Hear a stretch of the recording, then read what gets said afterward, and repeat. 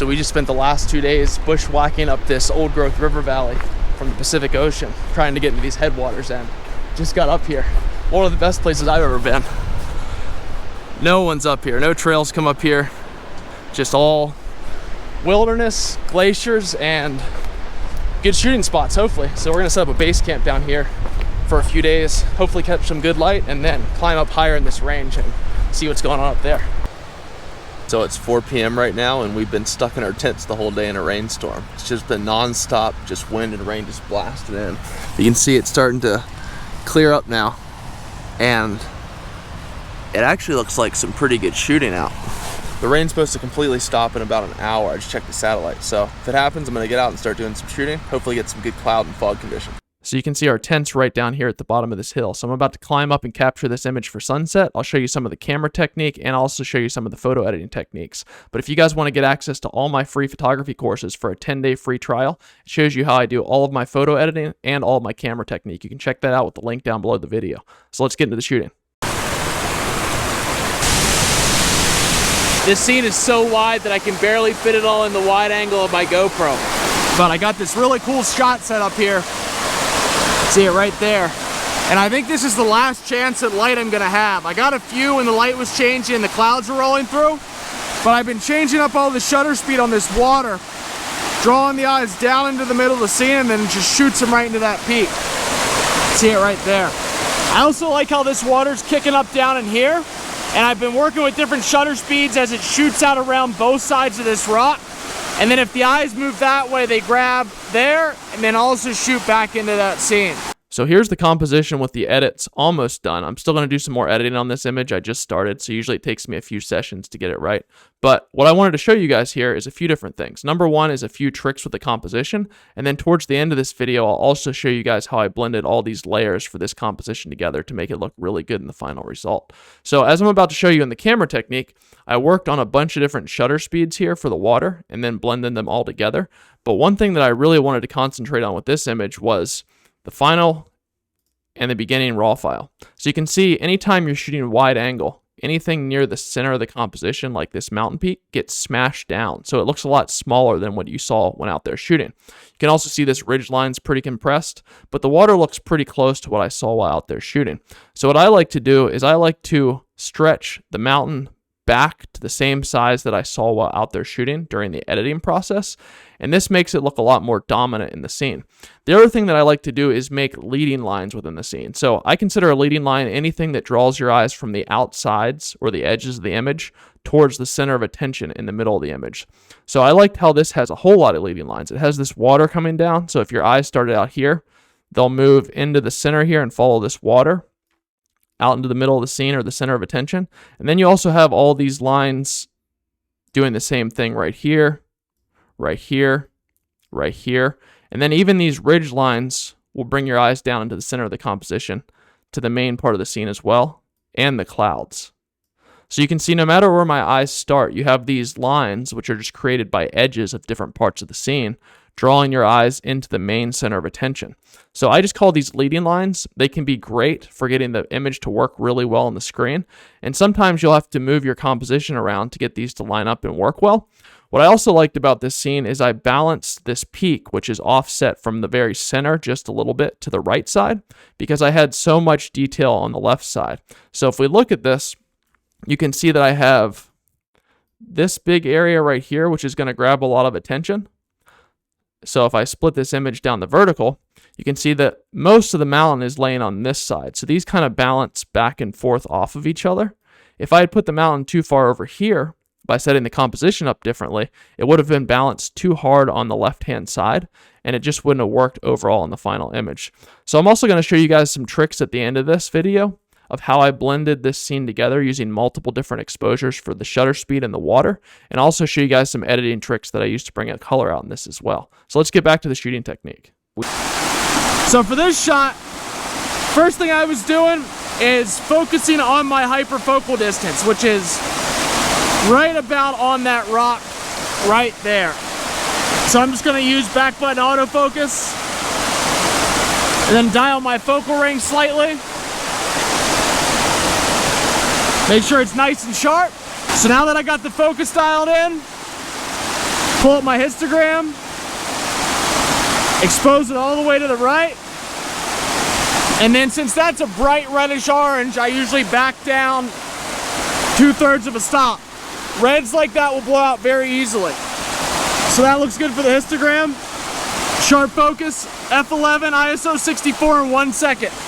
So I'll take that as my first exposure. Check the rock, looks sharp. Check the closest thing, looks sharp. Check the furthest thing in the scene. That looks sharp too, so all those are in check. So next I'm going to check my histograms, they all look good. And now I can start switching up the shutter speed again. So I'm going to go up to ISO 250. And I'm just going to be working on the water coming through here. So I'll fire one off right there too. Bit faster, it'll have more water detail. So you can see that's that one. That's the previous one. The previous one's a lot more smooth. And then I'm going to drop to f8 and get 1/8 of a second shutter speed as well.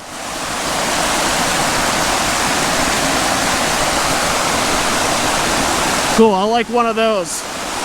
I don't think I'm going to take one for this specific shot that's at a really long shutter speed because I like how that longest shutter speed of the group looks.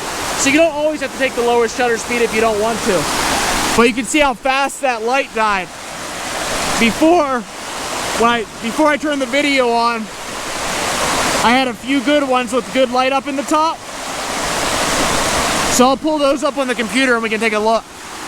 So the first thing I always do when I have a set of images from a specific composition that are pretty complex is I load all of the set up into Camera Raw. So you can see these are all different. First thing I did is always working from front to back within the scene or whatever is changing the most quickly. So in these first set of images, right here, see they're all different shutter speeds. And you can see how much the water changes down here with different shutter speeds in the foreground. Now it's really hard to tell in the back of the camera which one of these you're gonna like. So that's why I always take ones with faster shutter speeds and shorter shutter speeds. So I was focused right down here on the hyperfocal distance for this one. And what I figured is that taking a shot right at the hyperfocal, I'd probably be sharp for the whole image, including the peak and the trees back here. As you can see, I am. But then I also was waiting for the light to change and the clouds to move. So we had two different moving things in this composition. Number one, we had the water that was moving that I wanted to capture. But then I had all these different clouds rolling through. And you can see up here, even a few seconds apart, the clouds are changing a lot. And I just brightened all these up so you can see what's going on. They all have full exposure, so nothing's actually clipped or blown out. So two different things moving. Water, I was shooting for first. And then as the color and the clouds started to get better and their position started to get better, then I was watching the clouds as well. So if you're going to be watching something in the back of the scene, you always need to make sure that shooting at the hyperfocal, you're sharp back there as well. So something to just check out for. So what I'm going to do with this whole set is I'm going to look at each of these and say, is this a shot that I want to use in the final image when I layer them up in Photoshop? So this one, I actually like how the water movement looks down here. The clouds are okay, but I think I have a better cloud shot later on. So I would just remember that I definitely like how this water looks, especially right in this area. But in this area, I don't like it so much because you can see it's kind of boring. I'd like a little bit of longer shutter speed in here to average all this movement out. So I'll come down to this next image, and you can see this averages that water out. I like how this water looks a lot better down here. And I also think I like these clouds, but I'd like to compare it to some other versions of the clouds. So here's the next one. The water looks nice here and here. Let's see how the clouds look. Clouds look pretty good in this one. I think I bring a lot of color out of there. So I'm just comparing all these and kind of remembering in my head what I like about each.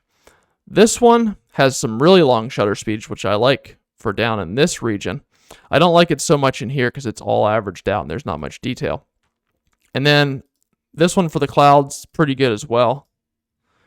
And then this one's a really long shutter speed, so you can see in here. So I'm always just working on all of these because I don't know which ones I'm going to like the most in the final image. So looking through this whole set, I definitely want this one for the water. I definitely want this one to blend some of this water through. This one, I think I like that one for the clouds. I just like how this cloud over here is getting hit with light and it's kind of balancing off this bottom right side. So these just balance off of each other back and forth. And then I'm just comparing these two for the water right down in this region. I like how this water kicks up. So I don't really think I need two of these like that. So I'll just delete this one. And then for this one, I don't think I need it either. That's a really long shutter speed. And compared to this one right here, I'm just looking at the long exposure of the water. I like this one more. So I would just delete this one. So now I have these 4 different images. And I'm going to use parts of each of these when I'm blending this shot together in Photoshop. So what I can do now is I want to make sure that I'm on ProPhoto RGB Smart Object. Just go up here, and I want to put this on ProPhoto RGB, 16 bits per channel. That's going to give me the best color. And then I'll just do Open in Photoshop as Smart Object. This is going to allow you to jump back and forth between RAW and whatever your final edit is to Photoshop. So it makes it really easy to edit your RAW file within Photoshop. So now I have all these. I'm going to edit the first one for basic color, exposure. So I'll just go through this real quick. I always use these calibration sliders, and these are going to increase the saturation of the whole image just for the specific color channels. So what I'm going to do with this is I'm going to crank the red and blue way up, and that's going to allow me to come back here to the basic and add a little bit more warmth to this image. And you can see how much color that's kicking into it. The one thing you always want to watch out for is the magenta. If you go really magenta to get the clouds to look better, it's going to color cast the whole image. So I don't want there to be any tint of green or magenta. So I'm just sliding this back and forth until it looks very close to what I saw with my eyes. So that looks good there. Next thing is exposure. Just want to get this bright enough that I can see all the detail down here. Contrast I'm going to leave alone, and then highlights are going to control my clouds. Now I'm just trying to get this to look like what I saw while out shooting. I can do the rest of the adjustments when I get into Photoshop later. So that looks good. Bring the shadows up so I can see most of the shadow detail, but it's not too bright. You don't want to do something like that. So maybe somewhere right in there. Then I'll add a little bit of vibrance, a little bit of saturation, and then you can go down here to the tone curve. So this basic adjustments, all these set the range of your tonal values on the histogram. So you can see when I hover on the histogram here, it highlights whatever these are. You could also just drag on this part of the histogram to control the exposure. These control the actual contrast within that range. So they do something much different. So I'll just move these around to get all the highlights to look good. The whites, darks, and the shadows. And I cover all this stuff in depth in my online courses for my photography school. So if you guys are interested in testing that out, I have a 10-day free trial. So that looks pretty good for first edit. I'm going to do most of the adjustments in Photoshop. So I'm just going to select this top image, hold Shift, select the bottom image. Now they're all selected, and I can right-click on any of them and go to Sync Settings. And I'll just go to Check All here and OK. So you can see that will match very closely all these images. So the next thing you need to do is just look at them one by one. The exposures might be slightly different. So I can look at this one. I can see that this one's a little bit brighter. So all I would do is bring the exposure down a little bit, the highlights down a little bit so they're not clipping. Same with this one. Exposure, highlights, whites. I'm just watching this part of the image to make sure it doesn't clip. So somewhere right in there.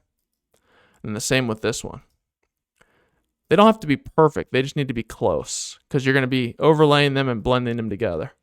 And some images, if the light's not changing quickly, as it was for this image, you won't have to do this adjustment at all. So somewhere right in there. So now I can just hit Shift, all these, and I'm just going to open objects right into Photoshop. So now I'm opened up in Photoshop, and these are going to open up as each individual tabs in Photoshop.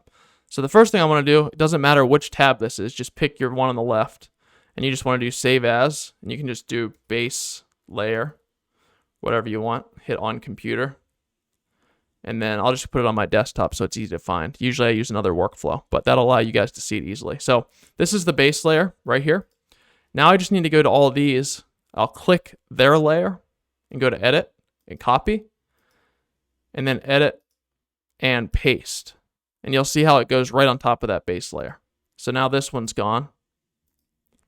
Then I'll go over to this one, make sure I have the layer selected, edit, copy, edit, paste, and I'll do it with the last one as well. Click on the layer, edit, copy, and edit, paste. So now you have all these stacked up on top of each other. So now that everything's layered up, I want to show you guys how powerful smart objects can be. So first, let's look through these, and you can see that they're not exactly lined up. They're shifting a little bit, right? Because I had my tripod down here in the water, and it was coming through pretty quickly, and there was no other way for me to shoot this shot except have my tripod where it was. So it was slightly moving, which is completely fine. But if you had a single image or a single raw file or an image set that wasn't moving at all, then smart objects are fantastic because you can jump from Photoshop, and let's say you're editing in Photoshop, for example, you wanted to edit this layer. You could just double click this layer, and then it goes right back into Camera Raw, and you can make adjustments directly on your raw file. And then if you hit OK, it goes right back here with raw file adjustments. This is the highest quality way to edit images.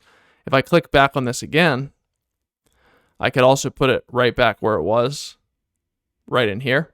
And if I hit OK, it's just making raw file adjustments. So you can use layer mask and everything else with this. You don't have to learn all of these Photoshop adjustments and levels adjustments. You could just learn photo editing in RAW and then use your basic adjustments with RAW and combine the layer stack together. Now that's not going to work with this specific image. I'll do a future video showing you guys how I do HDR or high dynamic range blending just with one single RAW file, but I make some versions of it brighter and some versions of it darker. I also cover this in my online photo school, which I'll leave a link for below if you guys want to test out the 10-day free trial. But for this one, since they're not lined up, we can't use smart object workflow. I don't know why Photoshop doesn't allow this, but it just doesn't. So I'm going to hit Shift here and select all these images on the stack, and then I'll right click over here, and I need to go to Rasterize Images. And you can see that little smart object button's no longer there. So if I double click on this, it no longer opens up in Camera Raw. Now I can just hit Shift again and select all these. And I need to align these because they slightly shifted. So I'll go to Auto Align Layers here under Edit. Auto, and I want to make sure these are clicked off, and I'll hit OK. Now Photoshop will just compare the pixels of all these images, and it's going to slightly shift them so they're all perfectly lined up. And you can see this little area where they weren't lined up just clips off the bottom there. So now if I click through them, they're all perfectly aligned. So after I do that, I just need to label what these images are going to be. So this will be long exposure water and maybe sky. Then we'll look at this next one.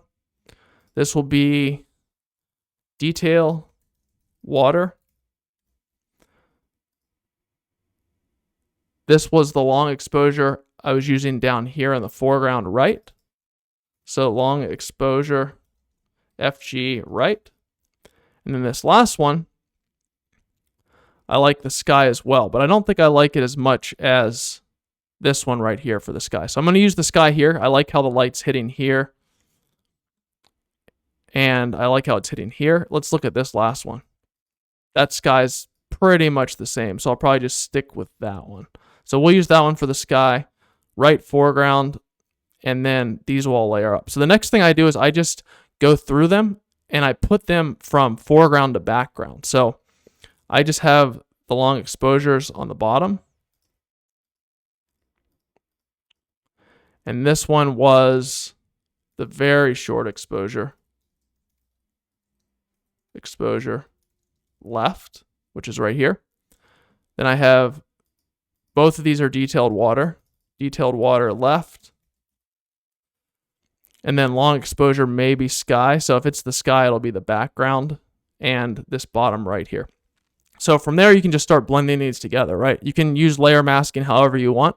You can see all this little area that needs to be cropped out. I'll do that after I'm done blending the images together. So here's a really easy way to layer mask all these. The first thing I'm going to do is add a black layer mask to all the different layers except the bottom long exposure. So this one was the long exposure here, but it's still sharped the whole image in the background, as you can see, because I was focused at the hyperfocal. So the next thing I'm going to do is just unclick those eyes so you can't see them. And then I'm just going to work on the very next layer on top of this bottom one. So if you hold shift and click this, you can get an idea for where you want to blend through. So I'm just holding this and clicking it. And I think I'm going to blend through some of this water that's coming through right here. So I'll just grab my brush tool. And I want to make sure it's a white brush. And I'll go with 50% opacity. And if you need to see this again, you can just click right there. And I'm going to mix the shorter exposure with these longer exposures. So I'll have some of the shorter exposure water detail come through right there. I don't really like what it's doing right here, but I do like what it looks like up here and right here. So this is how you can mix all different exposures together and get your image to look really cool. So it's 50% opacity. So the more you blend on it, the more it'll show through. So anywhere I want the eye to grab, I'm going to add some more detail to it. I'll add a little bit more right here too, because I like how that contrast kicks in right there. All right, so we'll do that. And then I'll turn this next one on. And then if I hold this and click it, now I'm scanning the image again for anything I want to show through.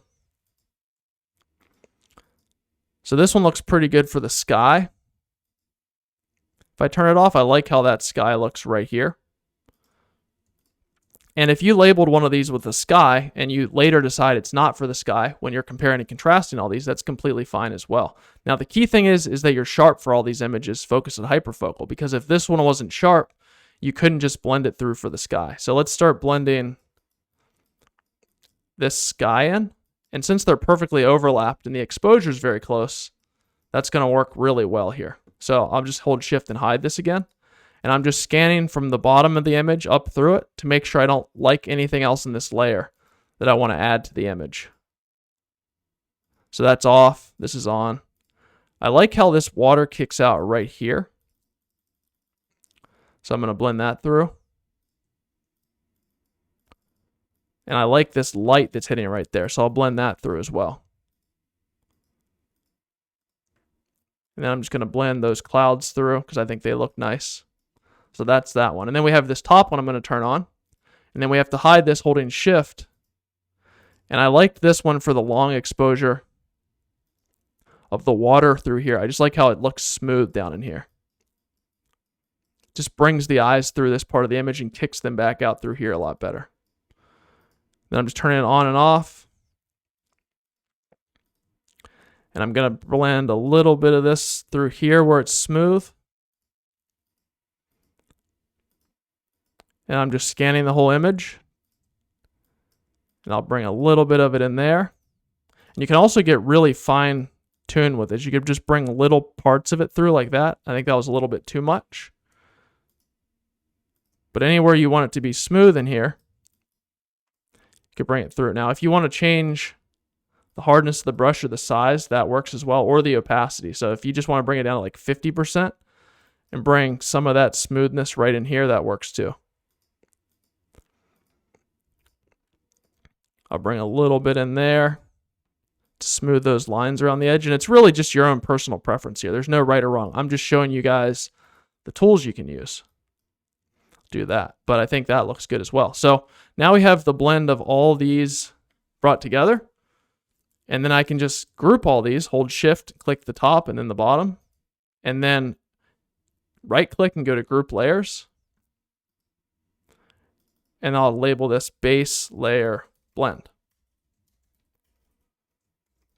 And this is where you would start all of your basics of editing from. So if you wanted to get this out of here, instead of cropping it out of the current crop factor or size that you have, you could just create a brand new blank layer and do a free transform on it. So if you hold all at the same time, Shift, Alt, Command, and E, that's on a Mac, or Shift, Alt, Control, and E, all at the same time on a Mac, we'll fix this. So we'll call this free transform.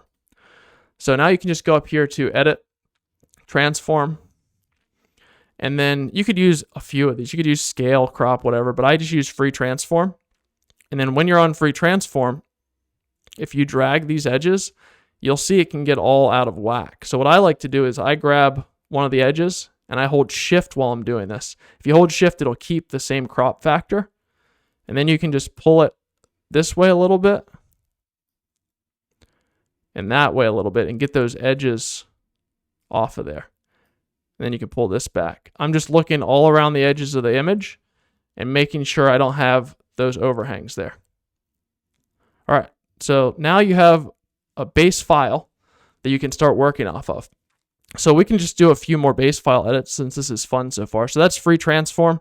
And I'll show you guys a few dodge and burn tips here. You could just use another blank layer, Shift, Alt, Command, and E, or Shift, Alt, Control, and E all at the same time. And you could use dodge tool. So Photoshop's dodge tool is really good for bringing some color and light back into the image. You just right click on this guy and go to dodge. Dodge is brighten. So then you can select the range. You want to use shadows, midtones, or highlights. Well, I'd like to affect the midtones and brighten them up a little bit. And then this exposure, I always keep it under 10. It can just go crazy if you go over 10. And then you can just start clicking this in areas you want to bring color or light back into the image. So do a hit of it there and there. And you can see it's only doing the midtones. So it's not going to affect the really bright parts of the image or the really dark parts of the image either. And then you can just use this opacity slider and you can dial it back where you want to put it. Another tool that's really cool to use, if I do another layer, just Shift, Alt, Control, and E, or Shift, Alt, Command, and E on a Mac. We'll call this Sponge. Sponge is another tool here that just saturates. So right here, you could use it on saturate or desaturate. I use it on saturate, and you could just put it under 10.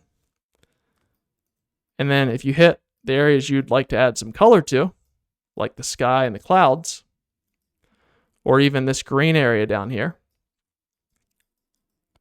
you could finely tune the color and the saturation of your image. So anywhere that there's color that you want to bring out, you can just do this. Now, I like to keep it low so I can hit these spots a bunch of times, because if you do it too heavy-handed, it just starts to look all out of whack. And anywhere there's light hitting is generally where more color is going to come out of the image. So I'm just looking for places that light's hitting this image, and I'm adding some sponge tool to it, which just adds into some of the saturation. So like that. So you can see right here, if I group these,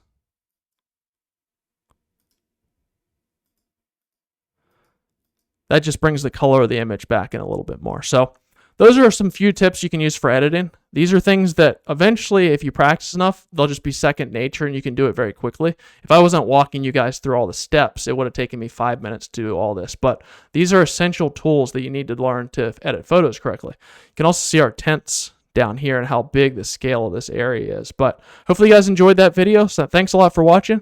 Like I said, if you want to get a hold of all of my photo editing courses that give the entire framework of this step by step and walk you through the details very specifically, I'll leave a link down below this video. You get 10-day free access to all that with no strings attached. So thanks for watching, guys, and I'll see you next time.